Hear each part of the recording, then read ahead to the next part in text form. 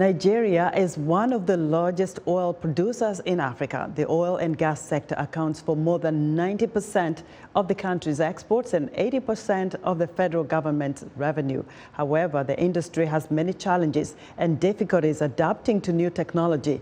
A new mobile application called Petro App tries to disrupt and expose sharp practices in the oil sector and enable downstream marketers in Nigeria to make fundamental business decisions. Africa 54 Technology Correspondent Paul Ndiho spoke to Andre Bassey, Managing Director of Axiom Tech Ltd and the creators of the Petro App.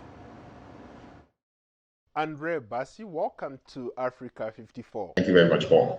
You are a man on the cutting edge of technology. You're trying to bring technology into the petroleum industry in Nigeria. What have you been able to do? My organization is called Axiom Tech, and we are focused trying to infuse technology into the petroleum industry to be able to simplify and also synchronize the system. Unfortunately, the system has been a bit untidy compared to the upstream sector. So we are majorly focused on the downstream sector, which is just about distribution. This communication between different depots around the country has been a bit stale. Why? Because the industry had always been depending on probably foremen or middlemen to be able to transmit information, sometimes unverified.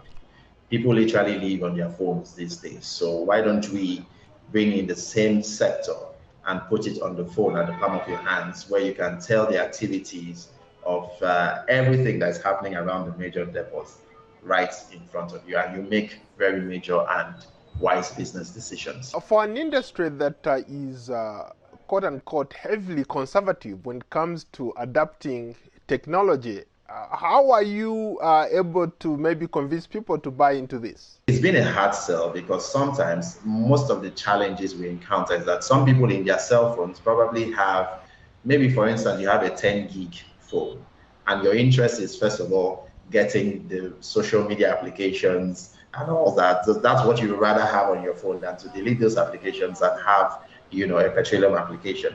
It's been a tough sell. Started off really slow. We had just 100 downloads at the first few months, and right now we are counting downloads in our thousands. If I hear you correctly, you seem to be targeting the big players, the ogas who operate in that space. How can an ordinary person like me benefit from this application?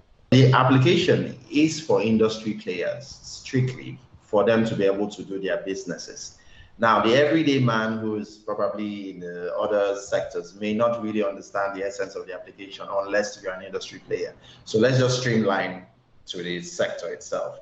Now, of course, the ogas, like you put it, are the ones who bring in the petroleum products, put in the storages, they own the storages. So they don't necessarily need to have, the day-to-day information on how to sell their products, because they already have a lot of other marketers who depend on their importation to be able to distribute and sell. So essentially, those set of marketers are the ones that have been untidy, unfortunately, because they do not have good synchronization, they do not have good information. Most times, they are even given bad information as per pricing. If you know anything about this sector, prices are very volatile. So it's X in the morning and it's Y in the evening. So this system has been able to be designed for the everyday player to be able to make very, very intelligent market decisions, so that everywhere they are, whether you're in Port Harcourt, you're in Lagos, you're in Calabar, you can easily tell what is happening on real time and make a business decision if you have to sell in any of the cities. With all the money that is in that space, the oil petroleum space, how come it's a broken down system where different, let's say, distributors, refineries can't communicate with each other? Is it an infrastructure issue? Is it a management issue? What is it? I would say the system did not quite anticipate the level of participation it is currently witnessing. So it's trying to struggle to stabilize, to see how this infrastructure can come. That is on the day-to-day end. On the other end, technology, unfortunately, came late into the industry, so that before it's beginning to come up to speed, like the telcos and the banks, the petroleum sector, who is even the biggest cash cow, has been left behind. So it has to start from somewhere, Paul, and we are trying to, start by putting it where it belongs to be able to, help the system to come up to speed. Do you have to grease the palms of those people giving you data as well? Well, I'm not going to answer that. I was just joking. If you're talking about me, yes, we have Vaseline and all that. Thank you, man. Thank you. That was Africa 54 Tech Correspondent Paul Ndiho speaking to Andre Bassey, Managing Director, Axiom Tech Ltd in Lagos, Nigeria.